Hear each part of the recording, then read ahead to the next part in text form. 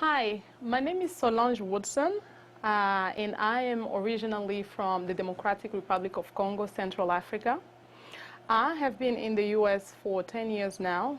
I've been in Austin for 6 years. And I'm here today to talk to you about Furaha House. Furaha House. And Furaha means joy. It's a Swahili word that means joy.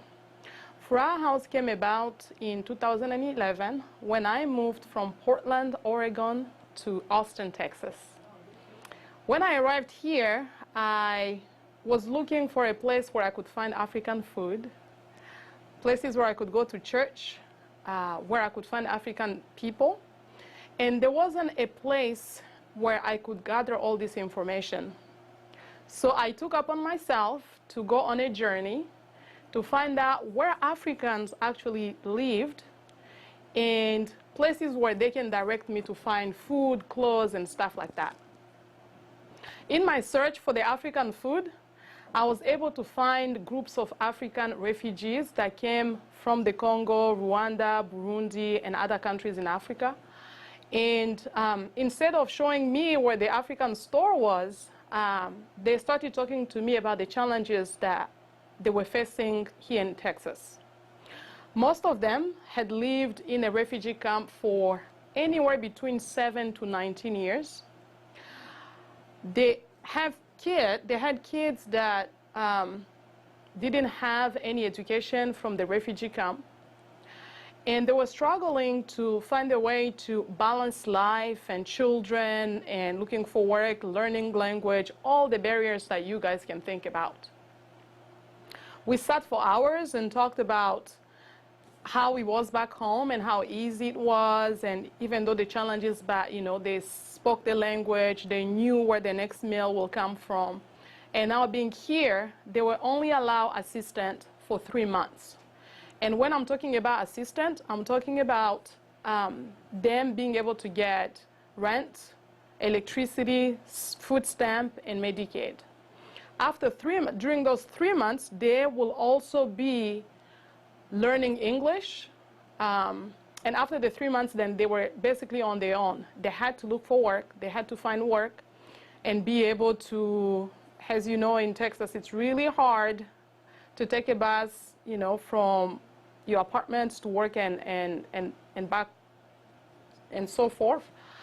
So they had to find a mode of transportation to go to work.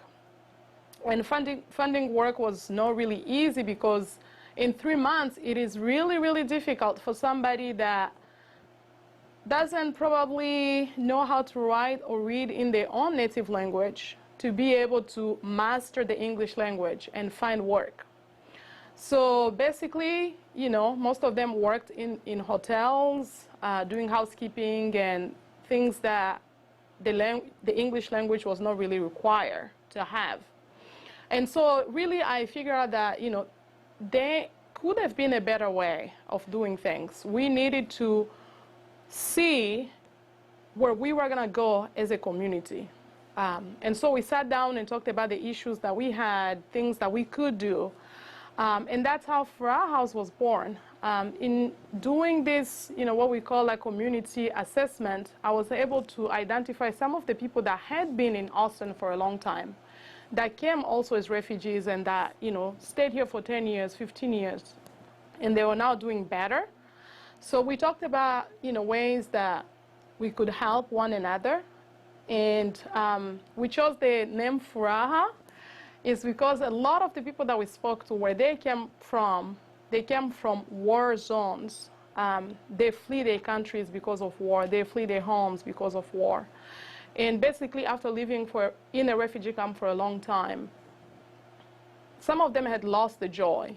They were living daily, losing that joy. And really, if you are from Africa, I think a joyful face is something that we really long for. We might lack food or water to drink, but a smile is always on our face. So we call our organization Furaha House, the African Family Center, to be able to help people here in Austin. From the day that we created Furaha House to today, we have created a program called the Girls Empowerment Program, where at some point, as we were doing the work, we saw that a lot of our girls were getting married right after high school. And to me, that was really unacceptable. So I took it upon myself to say, hey, we have to create something where girls can be introduced to college life. They will be able to see what opportunities are there for them. And I think just being able to empower these girls and telling them that, you know, now that you are in America, you have so many opportunities that you need to take advantage of before you can think about marriage. And I think that has been really a positive program that we've created, because now we have a couple of girls that graduated from college. We have some of them in college that are willing to come back and share their experiences with others. And that's something that I'm really, really proud of. Beside that, you know, we did English classes for newly arriving refugees, and trying to just offer like language access. Most of the time I find myself in different organizations and hospitals translating for other people and also advocating for them. Because sometimes you will see somebody that has so many rights, but because they don't speak the language, because they don't understand the system, then it becomes really challenging for them to know what to ask for, what not to ask for.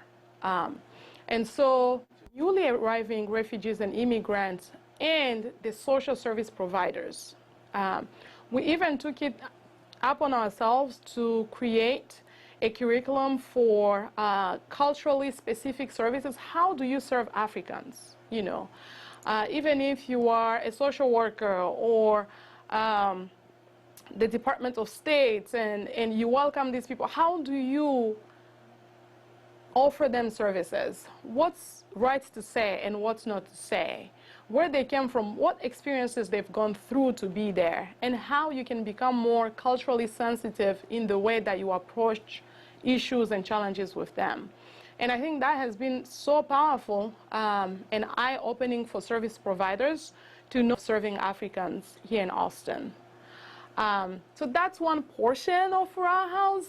The other portion of Furaha House is really brand new. It's like a brand new baby, because as we were working with more women in Austin, we realized that these women had come from places that, because of war, because of the many struggles they had gone to, they've suffered some type of trauma. And it is really, really hard to find services like mental health services for African immigrants here. First of all, we don't have the language capacity. The training is lacking in the few people that can provide those type of services. And we realized that, you know, from the abuse that, you know, some women experience, that even if we offer services here, it's great. But what about those millions of women that stayed back home? What about them? And we needed to really tackle the issue from the roots. Yes, we are addressing certain issues here, but we still have issues back home that we needed to address. For the last couple of years, we have been working hard in making sure that we open a center in the Congo, in the eastern part of the Congo, where, if you know, has gone through over 25 years of civil war, the place where over 200,000 women have been raped. The last case that I just read was a girl that was only 4 months old that got raped multiple times. Another case that, you know, I read was an older lady that was 85 years old that got raped. And so to me, when I find cases like this, I cannot sleep. You know, I cannot sit down and have a job and have kids and be happy if I know that where I come from, there are women that are fighting for their lives, and our society is really being quiet about it. So for the last 2 years, we really worked so hard to go back and open a center for women and girls. Girls, because we really want to empower them to go to school, And we know that some families will not have enough resources to provide school fees for their children. So we have sponsored 20 girls to go back to school. And for women, of course, we need to address the trauma, but part of our African culture, it is really a sensitive matter to talk about rape. It is a sensitive matter to talk about domestic violence. And so we always have to find ways to work around that. And one thing that we really felt like was important to us as an organization and important to me as an individual is to empower these women to be able to become economically independent. And by gaining the independence, maybe they will find the confidence to address some of the issues that have happened in their lives in a way that they can heal and be productive members of the society. Our goal is to empower these women so that they can become advocates, that what happened to them was not okay. And as a society, we need to find a way to value women.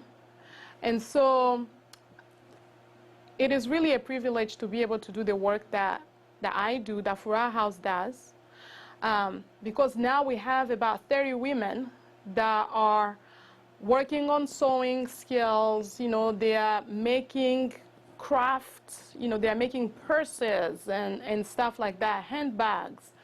And what is really interesting to me is some of these women had those skills and they came forward to teach others.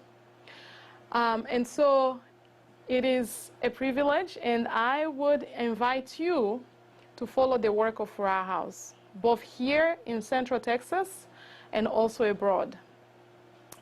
And if you'd like to learn more about Furaha House, you can go on our website, www.furahahouse.org, or you can follow us on Facebook, follow AFTV5, and you'll be able to find some more information about the work that we do. Thank you.